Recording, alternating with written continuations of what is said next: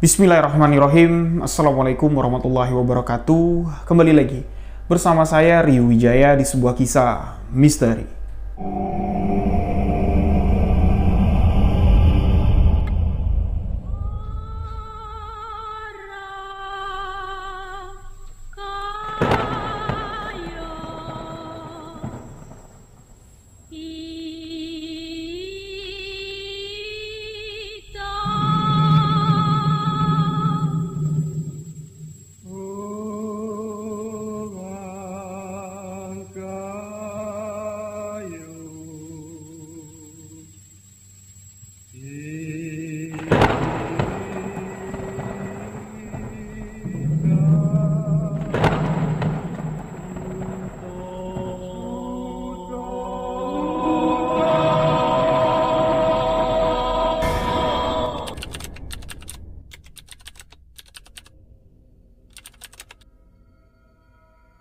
Di video sebuah kisah misteri kali ini, kembali satu kisah kiriman dari sahabat akan saya bawakan. Sebelum saya menceritakan kisah ini, saya ingin mengucapkan banyak terima kasih untuk seluruh sahabat misteri yang telah memberikan dukungan, memberikan support agar channel ini dapat berkembang. Untuk sahabat yang baru bergabung, baru mendengarkan, sahabat boleh mengklik tombol subscribe dan jangan lupa aktifkan notifikasi loncengnya agar tidak ketinggalan video-video sebuah kisah misteri selanjutnya. Untuk sahabat yang memiliki cerita misteri, sahabat boleh kirimkan cerita ke alamat email sebuah kisah misteri@gmail.com. Insya Allah akan saya bawakan di segmen sebuah kisah misteri. Follow juga akun Instagram pribadi saya di rio.wijaya91. Kisah yang akan saya bawakan ini merupakan kisah kiriman, sebuah kisah nyata yang terjadi di Yogyakarta. Sahabat yang mengirimkan kisah ini bernama Bang Eno. Beliau mengalami kejadian misteri ini bersama sang istri yang bernama Mbak Ningsi. Kisah apa yang dialami Bang Eno dan Mbak Ningsi? Simak hanya di sebuah kisah misteri.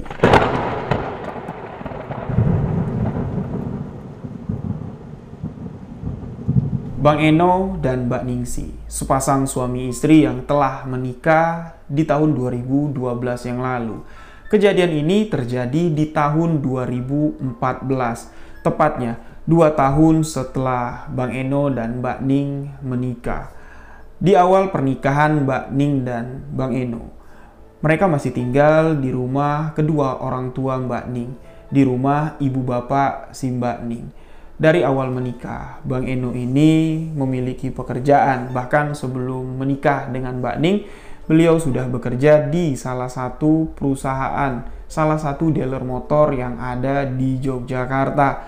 Namun setelah beberapa tahun, 2 tahun menikah dengan si Mbak Ning, Bang Eno memiliki sedikit permasalahan di tempat kerjanya. Bang Eno di sini keluarlah dari perusahaan tersebut. Otomatis Bang Eno kini tidak memiliki pekerjaan, dan di tahun 2014 setelah Bang Eno ini menganggur kurang lebih sekitar 6 bulan di rumah kedua orang tuanya si Mbak Ning, di rumah mertua lah jatuhnya di sini dari Bang Eno, mulai ada sedikit gesekan Bang Eno dengan ibu mertuanya atau ibu kandung dari Mbak Ning. Ibu kandung dari Mbak Ning ini terus menanyakan kepada Bang Eno, sampai kapan No kamu ndak ada kerjaan kayak gini? Apa kata tetangga? Ibu udah ndak enak dengar omongan tetangga yang mengatakan kalau menantumu itu numpang hidup sama keluargamu. Lantas dengan apa yang diucapkan oleh ibu mertuanya si Bang Eno sebagai lelaki di sini merasa tersinggung. Beliau pun di sini mengatakan, "Bu, bukannya Eno ndak mau mencari pekerjaan. Eno sudah berusaha tapi belum rezekinya." Ditambah lagi di sini dengan omongan tetangga yang mengatakan, "Ning, suamimu tuh kemana? Pergi pagi, pulang sore, kadang pulang malam. Jangan-jangan suamimu itu main perempuan lain." Itu banyak diceritakan atau digosipin lah oleh tetangga sekitar yang menyebabkan Bang Eno dan Mbak Ning ini sudah ndak betah lagi tinggal di rumah tersebut, tinggal di lingkungan tersebut. Permasalahan Bang Eno dengan ibu mertuanya ini memang membuat perasaan Bang Eno sebagai laki-laki ini ya udah merasa kayak dikecilkan atau dihina lah secara tidak langsung. Namun Karakter dari ibu mertua Bang Eno berbeda sekali dengan karakter bapak mertua dari Bang Eno. Bapak mertua Bang Eno ini sangat sayang sekali dengan Bang Eno karena dari awal Bang Eno berpacaran dengan Mbak Ningsi ini tadi, bapak mertuanya sangat mensupport sekali. No, kapan kamu mau nikahin si Ningsi? Jangan lama-lama pacaran. Bapak udah ndak sabar lagi ngelihat kamu duduk di pelaminan, kamu nikahin anak bapak. Karena di keluarga tersebut ini ndak ada anak laki-lakinya. Mbak Ningsi ini cuma 2 beradik, kedua-duanya ini anak perempuan. Kedekatan Bang Eno dengan bapak mertuanya ini sudah sangat dekat sekali semula dari mereka berpacaran. Nah, ketika ada permasalahan antara Bang Eno dengan ibu mertuanya, bapak mertuanya di sini sama sekali tidak terpengaruh. Bahkan di sini bapak mertuanya mengatakan kepada Bang Eno dan istrinya, ibu dari si Mbak Ning, "Yo terserah lah Bu, kalau tetangga mau ngomongin apa, toh juga kalau aku membiayai hidup Eno, membiayai hidup Ningsi, ya ndak apa-apa, itu juga masih tanggung jawabku selagi Eno belum mendapatkan pekerjaannya." Nah, dengan pembelaan seperti itu tidak membuat Bang Eno ini besar kepala, merasa nyaman tinggal di rumah tersebut tanpa harus bekerja. Malah Bang Eno di sini merasa sungkan sekali dengan bapak mertuanya. Sampai di mana Bang Eno sepakat dengan istrinya si Mbak Ningsi ini untuk keluar dari rumah tersebut untuk hidup mandiri. Ketika bapak mertua Bang Eno mendengar kalau Bang Eno ini mau keluar dari rumah tersebut, mau hidup mandiri, dipanggillah Bang Eno tadi, dipanggillah si Mbak Ningsi tadi tanpa sepengetahuan ibu mertua dari Bang Eno. Duduklah mereka. Ditanya betul-betul sama bapak si Mbak Ningsi, "Leh, sampean yakin mau keluar dari rumah ini? Sampean mau tinggal di mana? Jangan-jangan sampean mau ngebawa anakku, istrimu si Ningsi pulang ke kampung halamanmu? Jangan, Le. Bapak belum sanggup untuk jauh dari si Ningsi. Kalau kamu memang mau keluar dari rumah ini, mau hidup mandiri di rumah kontrakan, jangan jauh-jauh, Le, dari lingkungan ini. Yang deket-deket sini aja. Bapak tidak sanggup berpisah dengan kalian." Namun Bang Eno mengatakan kepada bapak mertuanya, "Ya ndak Pak, ndak mungkin juga lah aku bawa Ningsi jauh-jauh. Kehidupanku kan di sini, teman-temanku di sini, rekan kerjaku banyak di sini dan kemungkinan besar peluang kerjaku itu yo di sini. Yo palingan aku bakal bawa Ningsi keluar jauh dari lingkungan ini saja." Mendengar keyakinan dari si Bang Eno, mendengar ya permintaan lah dari si Mbak Ningsi kalau mereka betul-betul ingin hidup mandiri, pada malam itu bapak mertua atau bapak dari Mbak Ningsi ini tadi menyodorkan amplop yang berisi sejumlah uang. Awalnya di sini Bang Eno menolak pemberian dari bapak mertuanya, tapi bapak mertua dari Bang Eno di sini memaksa, "Trimo, Bapak tahu keadaanmu sekarang gimana, Li. Setidaknya pemberian Bapak ini dapat membantu kamu untuk mencari rumah sementara." Dengan berat hati di sini, Bang Eno menerima pemberian dari bapak mertuanya. Ketika dibuka amplop yang diberikan bapak mertuanya, Bang Eno dan Mbak Ningsi pun di sini agak sedikit terkejut. Amplop tebal yang berwarna coklat tersebut berisi uang sejumlah Rp6.500.000. Nominal yang cukup besar. Bang Eno dan Mbak Ningsi pun di sini mempersiapkan kepindahan mereka ke rumah kontrakan yang baru. Tapi di sini rumah kontrakannya itu belum ditemukan. Belum ada yang sesuai, belum ada yang cocok dengan budget yang mereka pegang. Walaupun uang 6.500.000 itu pemberian dari bapak mertuanya, bapak kandung dari Mbak Ningsi untuk biaya sewa rumah. Mbak Ningsi dan Bang Eno di sini berpikir lebih rasional lagi, lebih realistis lagi. "Bang," Mbak Ningsi mengatakan kepada suaminya, "uang yang diberikan bapak ini satu-satunya uang yang kita miliki. Nggak mungkin, Bang. Kalau uang ini kita gunakan untuk biaya sewa rumah, ya berarti sekarang kita harus mencari sewa rumah yang murah.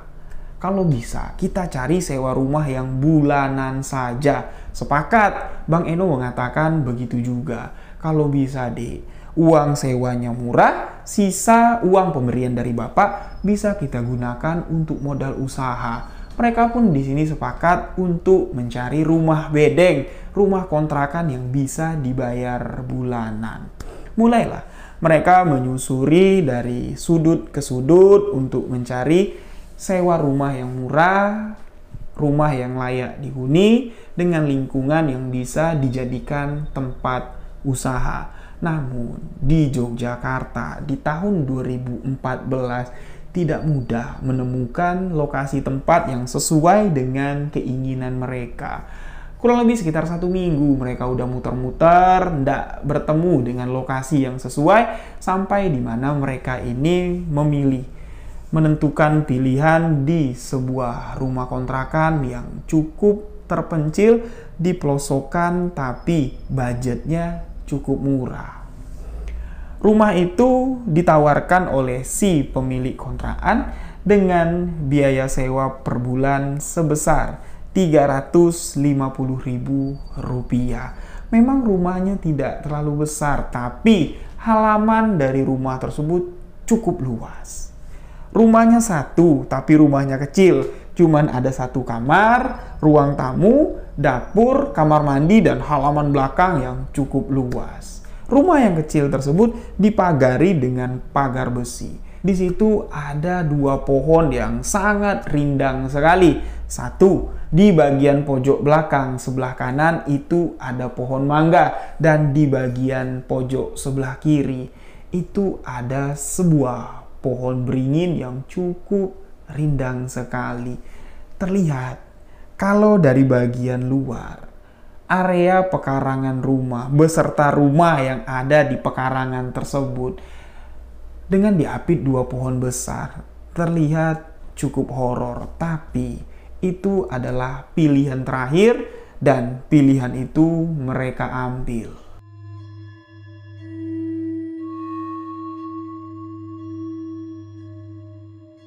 Bang Eno mengatakan, sahabat-sahabat, lingkungan rumah kontrakan yang disewa sama Bang Eno ini cukup terpencil dan tetangganya itu jaraknya jauh-jauh.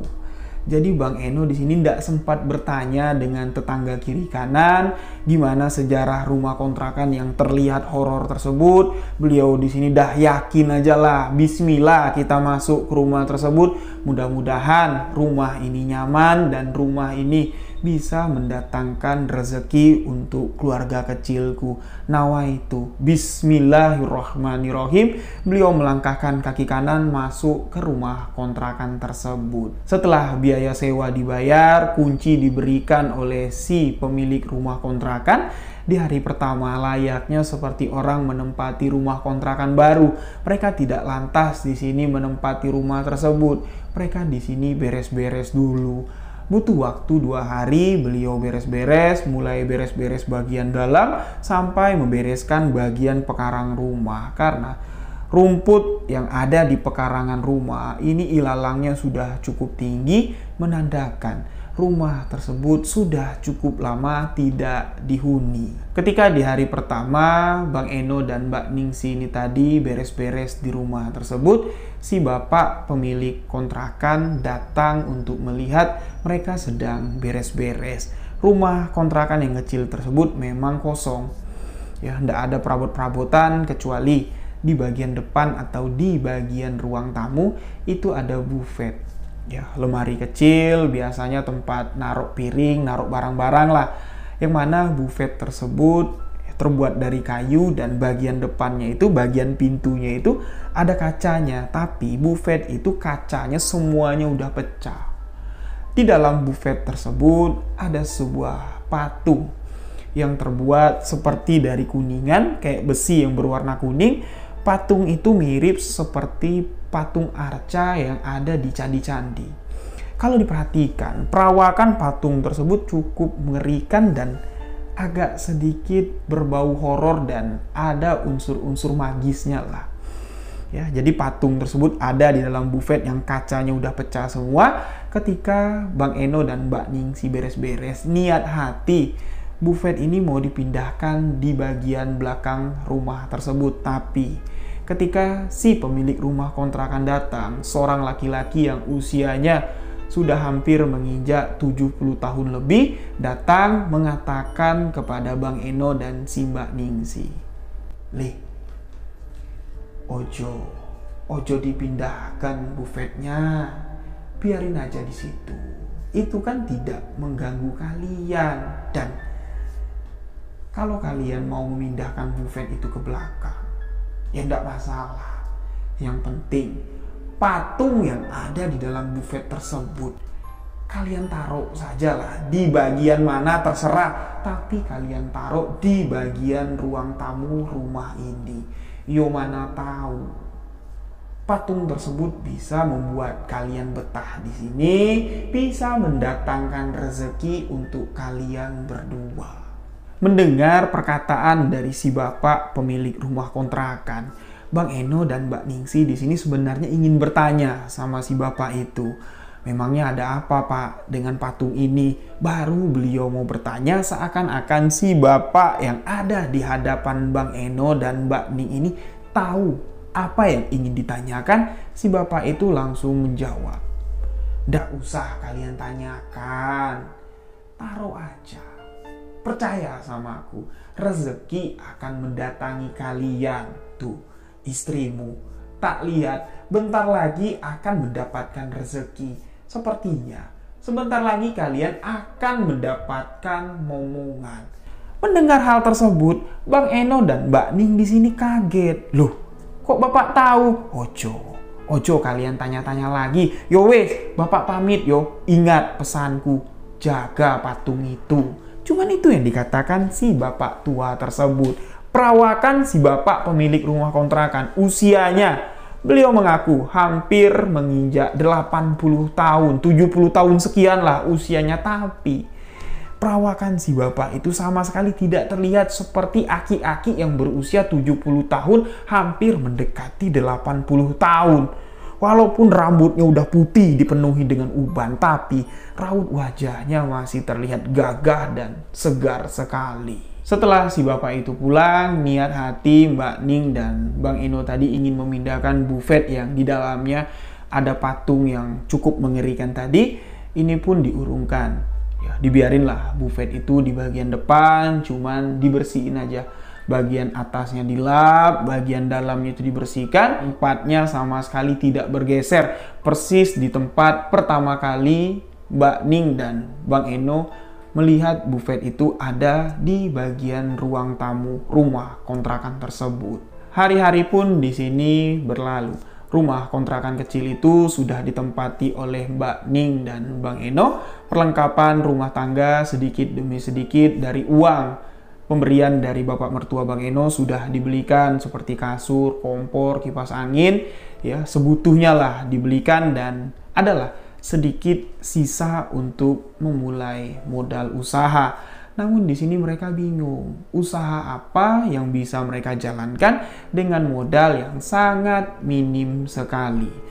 Mereka sudah hampir 2 minggu menempati rumah tersebut. Walaupun lingkungannya sangat sepi sekali, tetangganya jauh-jauh, tapi ketika malam hari, ketika mereka tidur di sana, Mbak Ning, Bang Eno nggak pernah lah merasakan yang aneh-aneh, nggak merasakan gangguan atau suara-suara berisik dari makhluk gaib yang mencoba mengganggu mereka. Sama sekali tidak mereka rasakan.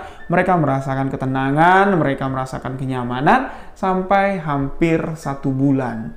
Mereka menempati rumah tersebut. Uang yang diberikan oleh bapak mertuanya sedikit demi sedikit sudah mulai habislah, ditarik untuk belanja, untuk beli ini, beli itu, dan mereka pun di sini mulai bingung. Duit sudah nipis, tapi belum ada juga ide usaha yang akan mereka jalankan. Nah, bertemulah, ndak sengaja nih, Bang Eno tadi bertemu dengan temannya. Teman Bang Eno tahu kondisinya sekarang gimana, udah nggak kerja lagi di perusahaan motor. Temannya menyarankan, "No, malam besok kamu ajak istri ke tempat usahaku. Mana tahu kamu bisa melihat usaha yang kujalankan sekarang dan menjadi ide untuk usaha kamu ke depan. Memang usaha apa? Tanya Bang Eno. Ya udah, kamu besok datang aja lah. Dikasihlah alamatnya. Mereka pun datanglah. Keesokan malamnya, Bang Eno datang bersama si Mbak Ningsi tadi melihat usaha yang dijalankan oleh teman dari si Bang Eno. Ternyata usaha yang dijalankan temannya ini adalah usaha angkringan, yang mana di Yogyakarta. Angkringan ini kan tren sekali, bahkan sampai sekarang. Jajanan angkringan ini masih digemari di berbagai kota, khususnya di wilayah Yogyakarta. Ketika berada di tempat usaha angkringan milik temannya si Bang Eno tadi, temannya menjelaskan, ini loh usaha yang kujalankan, kamu lihat sendiri. Ngejalanin usahanya ndak ribet-ribet banget dan modalnya juga relatif kecil. Dijelaskan semualah hitung-hitungan modalnya, cara ngitung keuntungan dan modalnya tadi. Di sini tertarik sekali lah si Mbak Ningsi tadi dengan usaha jualan angkringan. Setelah dihitung-hitung, modalnya yang dikatakan relatif kecil memang kecil. Nggak sampai 5 juta rupiah. Tapi pada saat itu, uang yang dipegang Bang Eno dan Mbak Ningsi ini nggak sampai 5 juta lagi. Itu yang membuat mereka cuma bisa terdiam.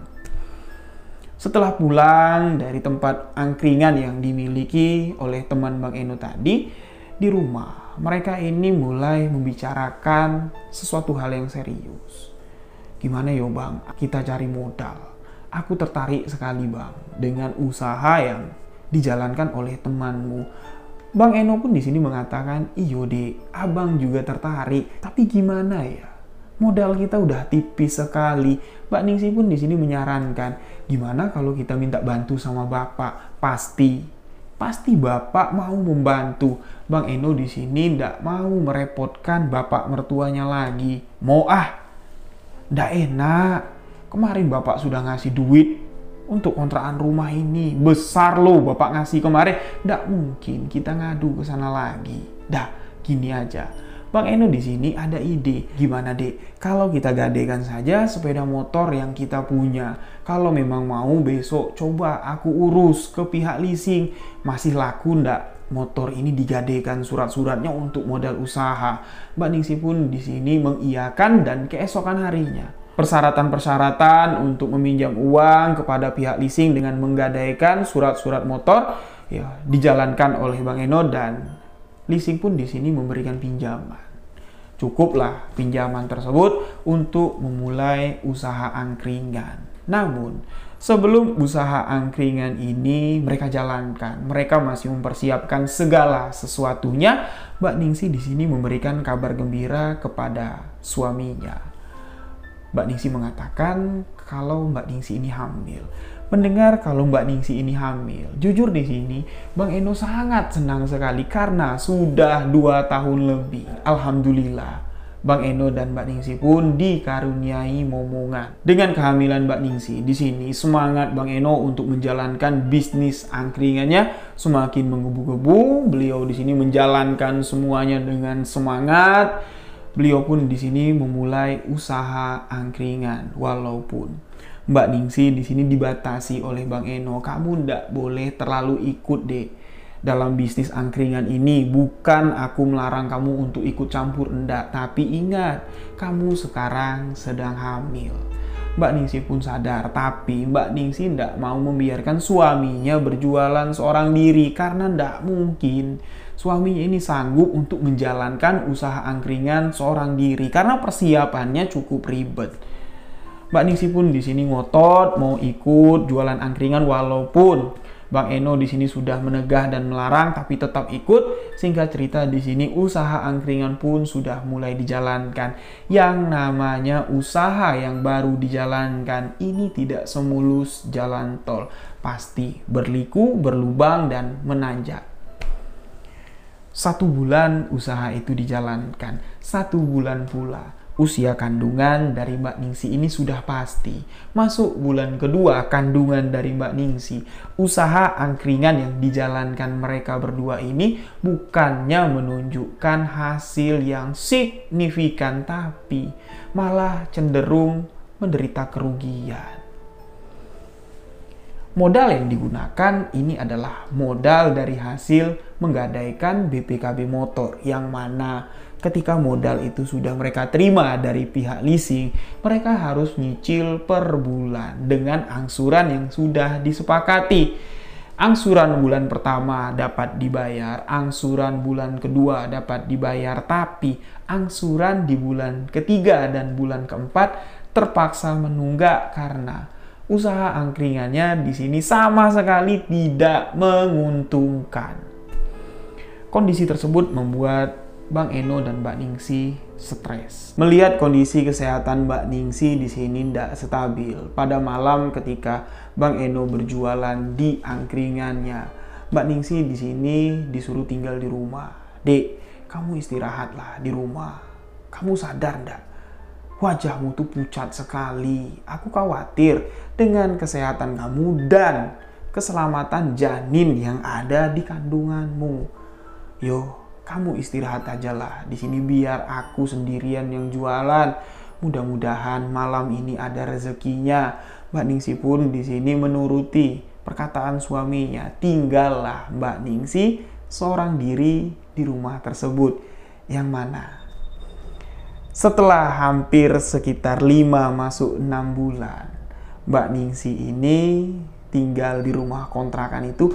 Malam itulah baru pertama kalinya Mbak Ningsih tinggal seorang diri di rumah tersebut, di lingkungan yang sangat sepi sekali, yang mana tetangganya jauh-jauh. Nah, di malam itulah Mbak Ningsih merasa sangat aneh sekali. Awalnya di sini Mbak Ningsih merasa mungkin karena pikiran Mbak Ningsih yang tengah stres ditambah bawaan dari si cabang bayi, beliau di sini berhalusinasi dengan sesuatu yang mengerikan yang terjadi di rumah tersebut. Awal ceritanya seperti ini. Bang Eno keluar dari rumah ini sekitar jam 4 sore. Membawa perlengkapan-perlengkapan untuk berjualan angkringan. Mbak Ningsih sudah pasti ini akan tinggal seorang diri di rumah tersebut. Bang Eno di sini pergi berpamitan, tinggallah Mbak Ningsih seorang diri. Beliau pun di sini melakukan aktivitas beres-beres menjelang maghrib.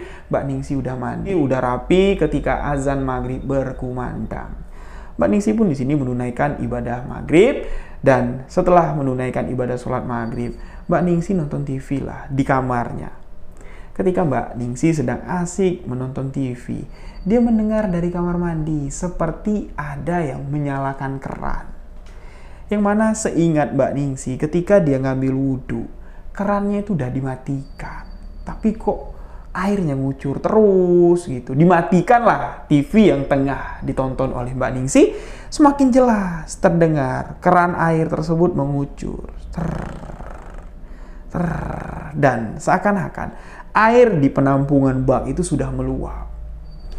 Awalnya di sini Mbak Ningsih enggan sekali untuk turun dari tempat tidurnya untuk ngecek ke kamar mandi. Dibiarinlah sama Mbak Ningsih. Dinyalakan lagi TV tersebut sampai di mana azan Isya berkumandang. Barulah Mbak Ningsih turun dari tempat tidur, keluar dari kamar, ngecek ke kamar mandi. Ternyata air kerannya memang betul-betul menyala. Nggak banyak pikiran lah Mbak Ningsih tadi. Ya, beliau di sini cuman mengira palingan tadi aku lupa matikan. Beliau di sini mengambil wudhu dengan menampung air di gayung. Kerannya terus mengucur ke arah bak. Dia nampung air lah. Air yang ngucur pakai gayung ditampung sama Mbak Ningsih. Ketika Mbak Ningsih menunggu gayungnya itu penuh dari air yang mengucur dari keran, beliau melihat air yang keluar dari keran yang ditampungnya dengan gayung ini kok semakin lama warnanya semakin pekat, berwarna merah. Ditambah lagi tercium bau anyir dan amis. Terus diperhatikan sama Mbak Ningsih sampai-sampai air yang ditampung dengan gayungnya ini meluap. Dan betul yang dilihat sama Mbak Ningsih, air itu berubah menjadi warna merah pekat. Otomatis di sini Mbak Ningsih kaget. Dilepaslah gayung itu. Mbak Ningsih mundur beberapa langkah, air dari keran itu terus mengucur dengan warna merah pekat. Seakan-akan darah yang keluar dari keran air tersebut. Mbak Ningsih di sini ketakutan dan mencoba untuk memastikan, bener ndak yang keluar dari keran air itu darah. Mbak Ningsih mencoba mendekatkan diri ke bak penampungan yang tingginya sebatas perut Mbak Ningsih yang sudah mulai buncit, sudah mulai besar, didekatkan. Mbak Ningsih ngelihat ke arah air yang ngucur dan Mbak Ningsih melihat ke arah bak. Bak itu tadinya airnya bening dan ketika Mbak Ningsih ngelihat ke bawah, bak itu sudah penuh dengan air yang berwarna merah pekat dan yang menakutkan di sini. Mbak Ningsih melihat bak yang dalam kondisi penuh itu terlihat ada jasad bayi yang mengambang. Bukan satu, namun ada dua jasad bayi yang mengambang di atas bak tersebut. Itulah yang membuat Mbak Ningsih menjerit ketakutan dan berlari keluar dari kamar mandi. Setelah keluar dari kamar mandi dengan suasana yang mencekam tersebut, Mbak Ningsih masuk ke dalam kamarnya, mengunci pintu, mencari handphonenya dan mencoba untuk menelpon sang suami. Tapi beberapa kali panggilan telepon yang dilakukan Mbak Ningsih sama sekali tidak direspon oleh Bang Eno yang tengah berjualan di angkringan. Ini membuat Mbak Ningsih semakin ketakutan. Mbak Ningsih berniat keluar dari rumah tersebut untuk meminta bantuan kepada tetangga-tetangga sekitar. Tapi Mbak Ningsih sadar kalau tetangga-tetangganya itu jauh dan untuk keluar dari rumah tersebut Mbak Ningsih harus melewati pekarangan rumah yang cukup luas dan Mbak Ningsih di sini takut dengan suasana gelap yang ada di luar rumah. Mbak Ningsih di sini terus menelpon Bang Eno tapi sama sekali tidak diangkat teleponnya. Seketika suasana yang ada di rumah kontrakan tersebut menjadi riuh dan ramai. Seakan-akan banyak orang yang ada di dalam rumah tersebut. Suara langkah kaki mulai terdengar. Pek, pek, pek. Suara langkah kecil mulai terdengar. Seakan-akan ada anak kecil yang berlari. Dari depan ke belakang, dari belakang ke depan, dan sesekali pintu kamar dari Mbak Ningsih yang terbuat dari kayu. Seperti ada yang mengetuk dengan 5 jari. Seakan-akan seperti ini. Itu membuat Mbak Ningsih sangat ketakutan sekali. Dia mau menjerit, tapi suaranya tidak bisa keluar. Pada situasi itu, Mbak Ningsih cuma dapat menyerahkan diri kepada Allah Subhanahu wa Ta'ala. Mbak Ningsih pun di sini mencoba mengirimkan pesan melalui ponselnya kepada sang suami, dan Mbak Ningsih di sini hanya bisa berdiam diri di dalam kamar tersebut. Tidak lama ketika Mbak Ningsih mengirimkan pesan kepada suaminya, Bang Eno pun di sini menelpon, menanyakan, ada apa? Mbak Ningsih mengatakan, Bang, tolong pulang, Bang. Tolong pulang, aku ketakutan, Bang, di rumah. Mbak Ningsih tidak sempat menceritakan banyak hal. Mbak Ningsih di sini cuma menangis. Bang Eno tahu kalau kondisi di rumah pada saat itu sedang tidak baik-baik saja. Beliau pun di sini memutuskan untuk pulang. Nah, setelah mendengar suara sepeda motor masuk ke pekarangan rumah, hati Mbak Ningsih pun di sini sangat senang sekali mendengar suara suaminya mengucapkan salam. Barulah di sini Mbak Ningsih memberanikan diri keluar dari kamar, membuka pintu depan. Nah, sebelum Mbak Ningsih ini membuka pintu depan, Mbak Ningsih ini melewati bagian ruang tamu rumah tersebut yang ada buffet, yang di dalam buffet tersebut ada patung. Sempat di sini Mbak Ningsih melirik ke arah buffet tersebut dan terlihat patung yang ada di dalam buffet tersebut, matanya ini bersinar. Seakan-akan patung itu hidup, menyala matanya dan seakan-akan menatap tajam ke arah Mbak Ningsih. Dia ngelihat, astagfirullahaladzim, Mbak Ningsih terus berjalan ke arah pintu dan membuka kunci. Ketika melihat suaminya sudah ada di hadapan Mbak Ningsih, di sini beliau sangat senang sekali. Suaminya pun masuk di sini, masuklah mereka ke kamar. Mbak Ningsih menceritakan semua apa yang dialami Mbak Ningsih pada malam itu. Mbak Ningsih minta sama suaminya, Bang, yuk kita pulang yuk ke rumah ibu, ke rumah bapak. Aku takut, Bang, aku takut melewati malam ini. Pada saat suaminya pulang, ini jam sudah menunjukkan jam 9:30 malam. Bang Eno mengatakan kepada istrinya, Dik, tidak baik, Dik.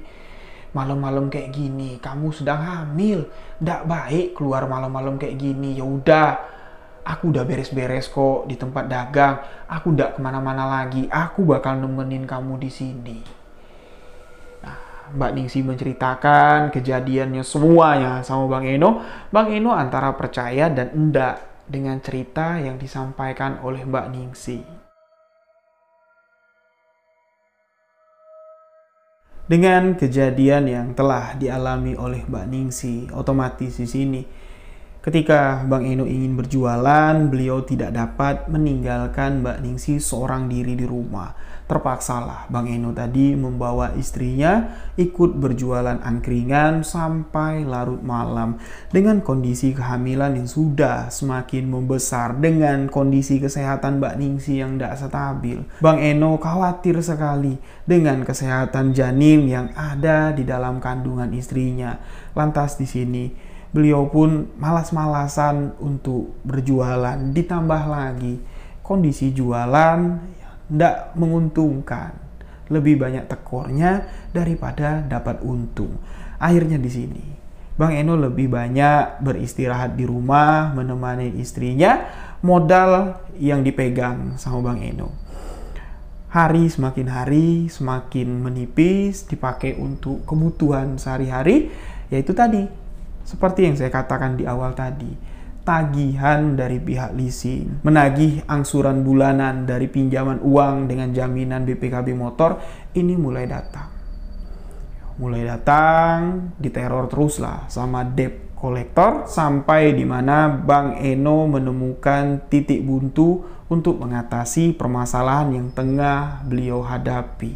Di titik buntu dari permasalahan perekonomian ini, seketika Bang Eno ingat pesan dari bapak si pemilik rumah kontrakan yang mengatakan, patung yang ada di dalam buffet itu jangan dipindahkan, mana tahu patung itu bisa mendatangkan rezeki untuk kalian. Dan seperti yang aku lihat, istrimu sebentar lagi akan dapat rezeki, kalian akan mendapatkan momongan. Persis apa yang dikatakan si bapak. Tidak sampai beberapa minggu beliau mengatakan hal tersebut, Mbak Ningsi positif hamil. Yang mana kehamilan Mbak Ningsi ini sudah ditunggu-tunggu 2 tahun lebih oleh Bang Eno dan si Mbak Ningsi. Di sini dia teringat dengan ucapan tersebut, mulailah di sini hatinya tertarik untuk mengetahui sebenarnya patung ini patung apa. Apakah iya patung ini bisa mendapatkan rezeki? Yang mana tahu kalau patung ini diurus, ditaruh bagus-bagus, betul-betul bisa mendatangkan rezeki. Mulailah di sini Bang Eno ndak tahu pemikiran itu muncul dari mana, hatinya tertarik untuk mengeluarkan patung itu dari dalam buffet. Patung itu dipindahkan ke atas buffet. Ya awalnya sama sekali ndak ada hal-hal yang aneh, cuman Mbak Ningsi lah yang masih merasakan kalau rumah itu ketika malam, walaupun Bang Eno ada tidur di samping Mbak Ningsi, beliau merasakan suasana rumah itu penuh, kayak orang rame, suara langkah kaki masih sering terdengar, bahkan suara orang yang ngobrol, suara anak kecil yang sedang bercanda, cekikikan, itu terdengar oleh Mbak Ningsi, tapi wujudnya saja yang tidak terlihat. Setelah patung itu dikeluarkan oleh Bang Eno dari dalam buffet, ditaruh di atas buffet, tiba-tiba di sini keyakinannya, semangatnya muncul lagi untuk kembali berjualan angkringan. Ditambah lagi kondisi Mbak Ningsi di sini sudah sedikit agak membaik, dibawalah istrinya berjualan. Dan di sini entah kebetulan, entah memang ada pengaruh dari patung tersebut, dikatakan Bang Eno di dalam cerita ini, ketika patung itu dipelihara, diurus, dikeluarkan dari dalam buffet, ditaruh di atas buffet, angkringannya yang tadinya sepi, jarang lah laku sampai habis, tiba-tiba mulai rame, yang tadinya porsi cuman hitungan 50 porsi yang dibawa sama Bang Eno, ini cepat sekali habis, sampai 100 porsi, sampai 200 porsi, bahkan sampai 350 porsi per malam, ini ludes dibeli oleh pelanggan. Otomatis membuat Bang Eno dan Mbak Ningsi semakin semangat berjualan, dan Bang Eno pun di sini semakin semangat untuk mengurus patung yang tadinya ada di dalam bufet, diurus, ditaruh baik-baik di atas bufet, dan setiap malam Jumat, patung itu mulai diberikan sesuatu oleh Bang Eno. Mulai diberikan kembang, mulai diolesi minyak wangi-wangian, entah dari mana. Bang Eno pun sampai sekarang nggak tahu, pengetahuan itu nggak tahu, tiba-tiba muncul sendiri, seperti bisikan. Kasih bunga, diolesi minyak, rezekimu akan lancar. Itu diikutin sama Bang Eno sampai memang usahanya di sini betul-betul berjalan, usahanya dapat berkembang dalam waktu kurang dari 2 bulan. Yang mana ketika usaha itu sudah berkembang pesat, usia kandungan dari Mbak Ningsi, istri dari Bang Eno, ini sudah masuk ke usia kandungan 8 bulan. Hutang-hutang debt kolektor yang tadinya nunggak sudah dapat dibayar. Dan Bang Eno pun di sini sudah memperkerjakan 1 karyawan untuk bantu-bantu di angkringannya. Walaupun Mbak Ningsi masih tetap dibawa karena Mbak Ningsi tidak mau ditinggal sendirian di rumah. Ditambah lagi patung yang ada di dalam bufet yang dilihat oleh Mbak Ningsi, matanya menyala pada malam ketika Mbak Ningsi ketakutan, itu sudah ditaruh oleh suaminya di atas, ditambah lagi pakai wangi-wangian, ditambah lagi pakai bunga, semakin membuat suasana rumah itu semakin horor. Padahal Mbak Ningsi sudah mengatakan kepada suaminya, "Bang, jangan kamu kasih kembang kayak gitulah Bang, wangi, aku semakin takut." Tapi Bang Eno mengatakan, inilah yang mendatangkan rezeki. Keyakinan Bang Eno di sini sudah mulai mendua. Hingga pada suatu malam, Bang Eno, Mbak Ningsi dengan 1 karyawan yang kerja untuk bantu-bantu di angkringannya tengah berjualan di angkringan tersebut. Angkringan tersebut sedang rame-ramenya, pelanggan sedang rame-ramenya. Mbak Ningsi di sini mengeluhkan kepada suaminya perutnya sakit. Yang mana usia kandungan Mbak Ningsi ini sudah masuk 8 bulan. Mendengar kalau perut istrinya sakit, Bang Eno di sini panik lah ya. Dia menitipkan angkringan tersebut pada karyawannya. Bang Eno mengatakan, "Aku mau nganterin si mbakmu dulu. Nanti aku nyusul ke sini lagi." Dan ditinggallah angkringan itu dengan menggunakan sepeda motor. Baliklah Bang Eno, Mbak Ningsi ke rumah pada malam itu. Mbak Ningsi beristirahat di atas tempat tidur. Bang Eno yang tadinya mau meninggalkan Mbak Ningsi, terlihat Mbak Ningsi sudah tidur ya di atas tempat tidur. Bang Eno ini tadi berniat, tinggalin aja lah. Toh juga sudah tidur. Aku mau ngurusin angkringan dulu, sedang rame-ramenya, rezeki lagi masuk. Ya, itu yang ada di dalam hati Bang Eno. Tapi Bang Eno masih capek. Ya, dia duduk lah. Duduk di depan kamar, jadi posisinya seperti ini. Dari ruang depan. Dari pintu depan itu melewati ruang tamu yang ada bufet, yang ada patung di atasnya, itu ada lorong kecil.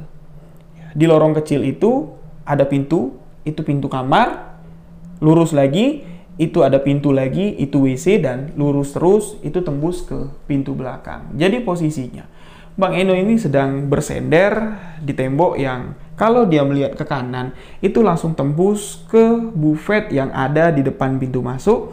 Di hadapan Bang Eno, pintu kamar terbuka, itu langsung terlihat lah kalau istrinya sedang berbaring di atas tempat tidur. Niat hati Bang Eno cuman mau sandaran sebentar lah, capek. Sebelum meninggalkan istrinya, dia duduk dulu di situ sandaran, membakar sebatang rokok. Dia rokokan lah sambil melihat istrinya yang sedang tidur. Kasian lah melihat istri sedang hamil besar tapi tidak mau ditinggal. Itu yang ada di hati Bang Eno. Dan sesekali Bang Eno tadi melirik ke arah bufet yang di atasnya ada patung. Ya, dilihat sama Bang Eno tidak ada yang aneh. Dia merokok terus sampai Bang Eno tadi terpancing lah ya untuk melihat ke arah bufet itu lagi karena Bang Eno mendengar suara tek tek. Seakan-akan patung yang terbuat dari besi kuningan tadi bergoyang. Tek. Bang Eno melihat, ketika dilihat sama Bang Eno, patung yang kecil itu sudah berubah menjadi sosok yang besar.